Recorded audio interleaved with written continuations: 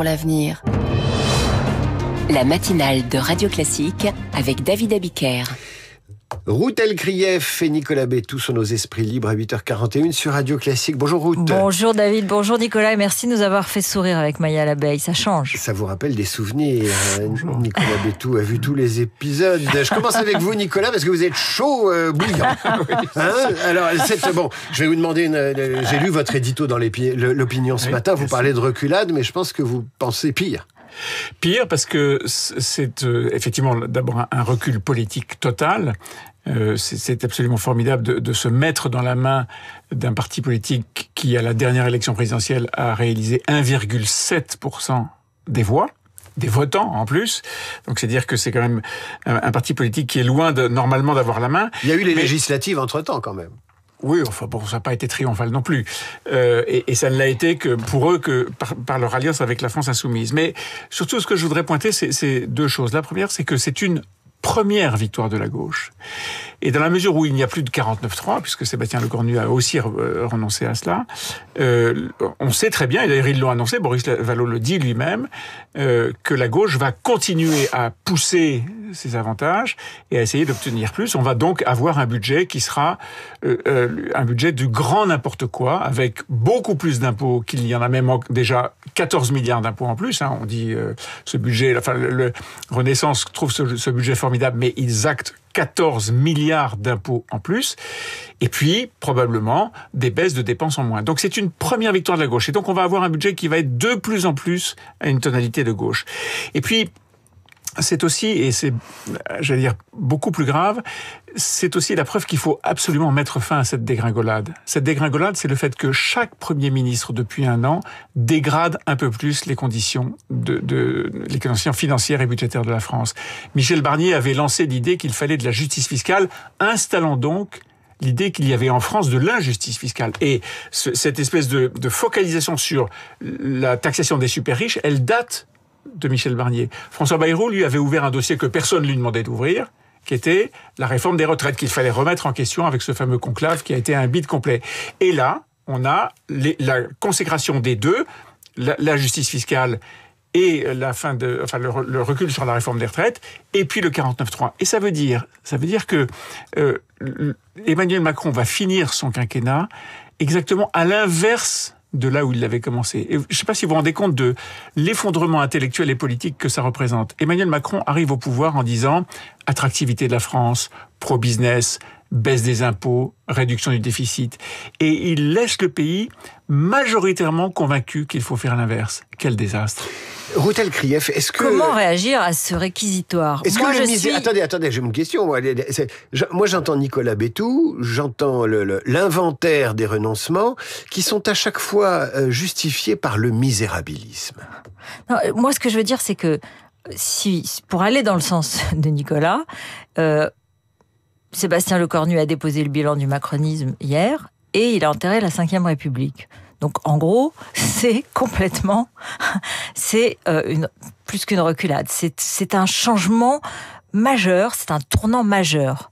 Donc, et puis, il a insufflé, en suspendant la réforme de retraite, on se dit que personne ne va pouvoir reparler d'une réforme des retraites sérieuse en 2027, en réalité. Parce que on dira, mais où étiez-vous le 14 octobre 2025 lorsqu'elle a été suspendue? Est-ce que vous avez voté la censure? Non. Alors maintenant vous voulez nous proposer d'être plus dur? Il fallait y penser avant. Donc ça met des obstacles à un redressement qui sont très, très importants. Deux objections. Et en même temps, pardon, je veux juste finir. Et en même temps, je pense aussi que nous ne sommes pas dans un monde idéal. Depuis un an, depuis la dissolution, la situation est extrêmement instable et extrêmement difficile.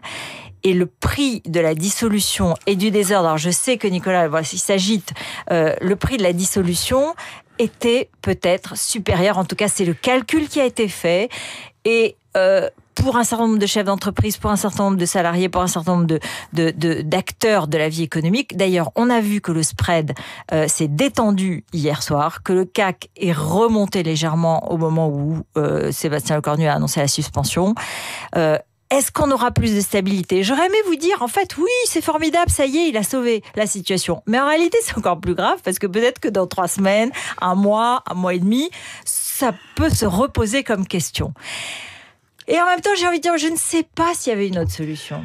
Et on ne sait pas non plus si dans 2 ans, on ne parviendra pas à réformer les retraites ou à faire une autre proposition, parce qu'en 2 ans, il peut se passer beaucoup de choses, et comme les Français ont la mémoire courte, on peut tout réinventer dans 2 ans.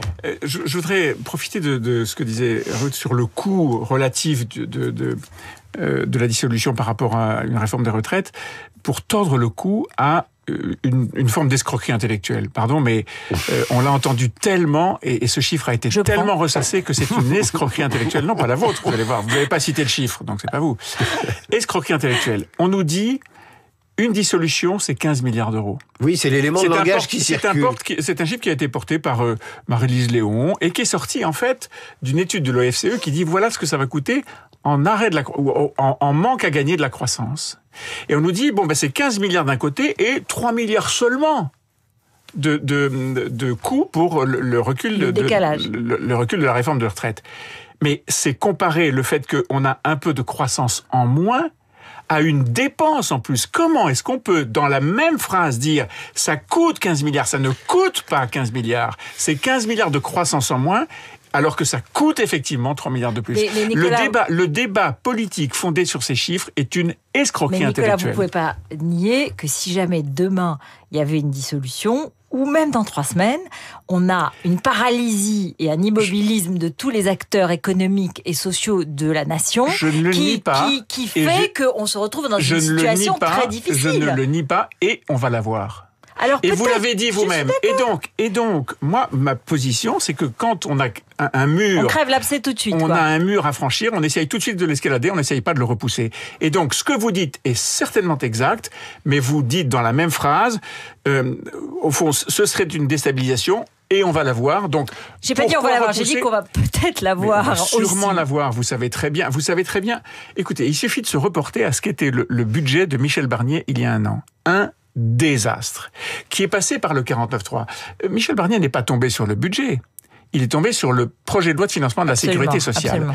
Le budget a été adopté par 49.3. Pourquoi ? Parce qu'il avait été massacré. C'était un texte qu'on appelle maintenant un texte martyr. C'est-à-dire c'est un texte qui avait donné, qui avait été la porte ouverte à tous les délires de la gauche et de la droite d'ailleurs, en particulier du Rassemblement national. On va avoir la même chose. Et cette fois-ci, il n'y a plus de 49.3. Moi, c'est vrai que pour moi, la fin du 49.3 ouvre des horizons absolument inexplorés et en même temps très inquiétants, je vous dis franchement, parce que c'est quand même un élément clé de la Ve République, de l'ordre et de l'organisation des débats et du pouvoir, et que ce qui se prépare. Alors moi, a priori, c'est formidable le parlementarisme. Vous voyez, et moi, j'étais plutôt pour. Mais quand on regarde sur des textes budgétaires avec les positions tellement orthogonales au sein de cette assemblée, on a beaucoup de mal à voir. Alors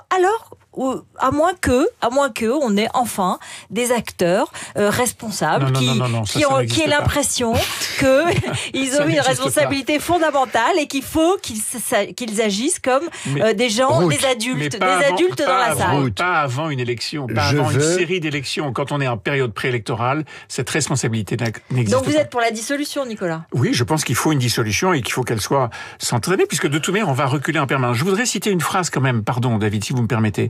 Une phrase qui est incroyable de Sébastien Lecornu hier, qui est peut-être passé inaperçue.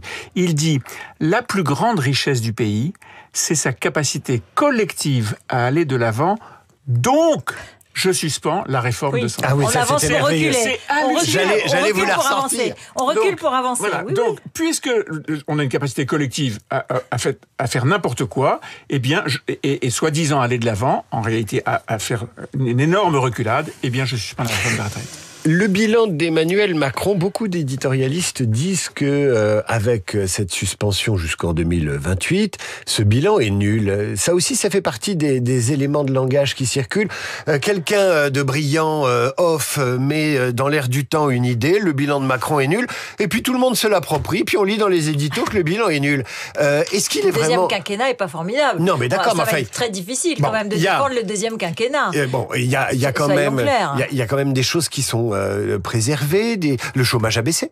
Oui. Le chômage a baissé, mais radicalement. Souvenez-vous, il y a 10 ans, il y a 20 ans, moi je suis de la génération chômage, c'était le fléau. Aujourd'hui, le chômage a baissé, plus personne n'en parle, c'est naturel et les Français râlent quand même.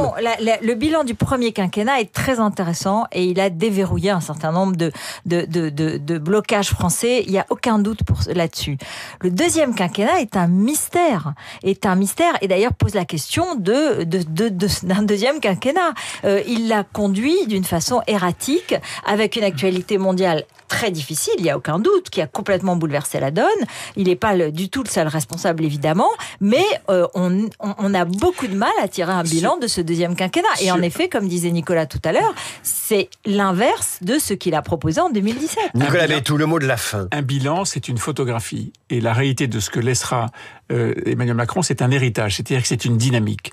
Le bilan, comme vous le disiez, si on prend ce qui était bien dans le premier, ce qui était mal dans le second, n'est pas catastrophique. La dynamique qui est enclenchée est une dynamique de régression, et ça, c'est catastrophique. On pourrait ajouter la reconstruction de Notre-Dame en 5 ans, ça fait partie du bilan. Oui, mais cette reconstruction... C'est pas un gadget, Notre-Dame. Cette reconstruction, elle est typiquement ce qu'il aurait dû faire au niveau de l'État, au niveau général. C'est-à-dire que c'est un contournement de toutes les règles qui, aujourd'hui, entravent le pays, la société française. C'est un chantier de grande urgence qui a été fait en dehors de ce que fait la France partout ailleurs. Il a montré que c'était possible et on aurait pu essayer avoir beaucoup de Notre-Dame en France, en tout cas ces dernières années, c'est sûr. Et je suis tout à fait d'accord sur le fait que comment on repart dans une nouvelle dynamique. Comment on repart sur un point positif pendant la campagne 2027 ? Ça, c'est difficile. Ah, mais je vais vous donner la réponse. Vous reviendrez mercredi prochain tous les deux et vous en parlerez c'est sûr qu'on va vous donner la réponse. Dans ce studio, avec la même énergie. Je vous ai trouvés tous les deux très jazzy. Je dis ça parce que tous les soirs sur Radio Classique à 19h, il y a du jazz. Et je vous propose de nous séparer avec Cole Porter, disparu un 15 octobre 1964. Il y a 61 ans, musicien de jazz auquel on doit de très grands standards de jazz repris par les plus grands et notamment Night and Day, ici interprété par Frank Sinatra.